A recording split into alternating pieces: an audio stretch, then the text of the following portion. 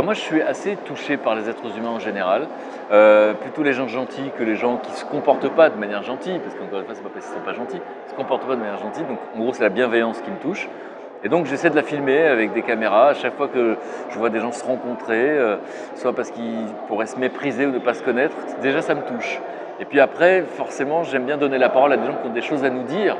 Alors, j'aime bien entendre parler des résilients à la télévision quand je fais des interviews de gens qui sont anonymes. Souvent, je suis fasciné par la manière dont ils racontent les épreuves qu'ils ont traversées. C'est souvent ce qui nous fait le plus peur. Et à chaque fois, ils nous disent la même chose, hein. Ils disent, bah, c'est surprenant, mais on peut s'en sortir. Donc ça me plaît, de diffuser ce genre de message. Et puis de faire parler des experts. Il y en a beaucoup dans cette journée émergence. Ce sont des gens qui sont des maîtres à penser. Pour moi, je les cite le plus souvent possible dans les interviews. J'incite les gens à lire leurs livres voilà, de manière un peu détournée. Et donc voilà, ce que j'aime transmettre, c'est ce qu'on me donne, c'est ce qui a été dit sur scène ici, c'est-à-dire que toute la journée, les gens me donnent des choses, soit des informations, soit de l'affection, et j'essaie de la redonner en fait. Donc c'est en circuit ouvert, hein. Je ne connais rien en électricité, mais c'est en version, voilà, c'est donnant, et c'est retour à l'envoyeur tout le temps. Alors c'est vrai qu'on a la sensation quand on filme les gens du bout du monde qui vivent en dehors de notre société, qui sont plus heureux que nous. Alors j'ai arrêté d'employer le mot bonheur. D'ailleurs je fais des espèces de provocations avec les journalistes qui me parlent toujours du sujet, vu que j'ai fait beaucoup d'émissions là-dessus. Je dis non, j'ai découvert que le bonheur n'existait pas. Donc là il y a un petit blanc, ça retient l'attention et c'est fait exprès. Et là je dis par contre j'ai découvert, grâce à Mathieu Ricard, qu'il y avait, et plein de gens qui citent des scientifiques, il y a 7 émotions universelles. Et donc parmi les émotions universelles, il n'y en a qu'une positive, c'est une sacrée info, c'est la joie. Donc maintenant, désormais, je suis attentif à ça. C'est est-ce qu'il y a de la joie dans ma vie et pourquoi il n'y en a pas? Alors, on le dit hein, dans ce genre de conférence, les chercheurs sont là pour nous l'expliquer. Il n'y a pas de joie quand on est dans la comparaison. Il n'y a pas de joie quand on est dans le stress, c'est souvent. Il n'y a pas de joie quand on n'a pas de lien avec les autres. Il n'y a pas de joie quand personne ne nous touche. Voilà, quand on n'est pas touché comme être humain, quand personne ne touche physiquement, il n'y a pas de joie. Donc, je fais très attention à ça. Donc, depuis que j'ai rencontré tous ces gens sur Terre et partout dans le monde qui n'ont pas été à l'école et qui nous transmettent des choses, depuis que j'ai rencontré tous ces experts et que je m'aperçois que ça se recoupe en fait, du coup j'essaie moi dans mes émissions de transmettre ça. Mais c'est souvent difficile parce que l'émotion qui domine en ce moment parmi toutes les émotions, c'est la peur.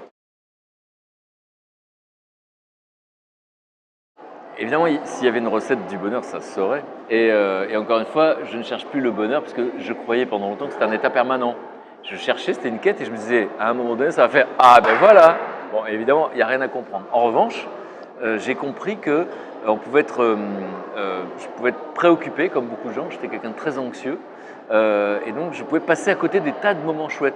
Parce que le bonheur, ce n'est pas un concept et ce n'est pas intellectuel. C'est un ressenti. C'est-à-dire, vous revenez d'un footing, vous êtes allé nager à la piscine. Ah, vous sentez bien.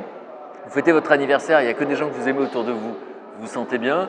Vous faites à manger avec quelqu'un que vous aimez, vous partagez un repas, vous vous sentez bien. C'est des toutes petites choses, en fait, des toutes petites sensations. Mais c'est-à-dire qu'on ne s'en rend pas compte parfois. Et je vais terminer par quelque chose qui m'avait touché quand on avait travaillé avec Ilios Kotsu, n'est-ce pas? C'est que souvent, quand on dit aux gens, et je fais beaucoup ce test dans des soirées où on est en train de rigoler, par exemple, je dis de 0 à 20, vous mettez combien? Et je me souviens d'une fille qui, en rigolant, dit « Ah, moi, 2 sur 20 ». Elle était donc en train d'évaluer sa vie qu'elle considérait comme pas satisfaisante. Mais à l'instant précis, elle était en train de se marrer. Donc je dis « Non, mais là, tout de suite ». Elle dit « Mais là, maintenant, 20 sur 20 ». Et ça aussi, c'est à méditer. Parce que la vie, ce n'est qu'une succession de moments. Alors cette histoire d'instant présent, j'ai compris aussi neurologiquement parlant que c'est pas facile. Carpe diem, c'est une jolie formule, c'est de la philosophie, mais neurologiquement parlant, à cause de notre cortex préfrontal, on est tout le temps dans le passé, dans le futur, dans les pensées. Et c'est là où ça se complique, et c'est ce que je vais raconter tout à l'heure sur la méditation, c'est qu'en fait, comment faire pour être dans l'instant présent? C'est pas naturel. C'est comme avoir des abdos incroyables, c'est pas naturel. On a beau savoir comment ça marche, si on les fait pas, les exercices, on n'a pas d'abdos. Bon, du coup, la méditation, c'est un peu la même idée. J'ai découvert ça et c'était à l'opposé de moi. Moi, j'étais que dans l'action, je n'étais pas dans la contemplation. Et d'un coup, ça m'a appris à réussir, à être attentif à ce qui se passe, l'expérience du moment, comme ils disent. Ça a l'air un peu ésotérique, mais c'est très simple. C'est qu'est-ce que je vis là tout de suite, dans ma tête, les pensées, les émotions et mon corps. Et alors, c'est fou parce qu'on ne l'a jamais appris à l'école, ça craint. Voilà, nos parents ne nous l'ont pas dit, ils ne le savaient pas. C'est qu'en fait, il y a un rapport direct, dites donc, entre ce qu'on pense, ce qu'on ressent et notre corps.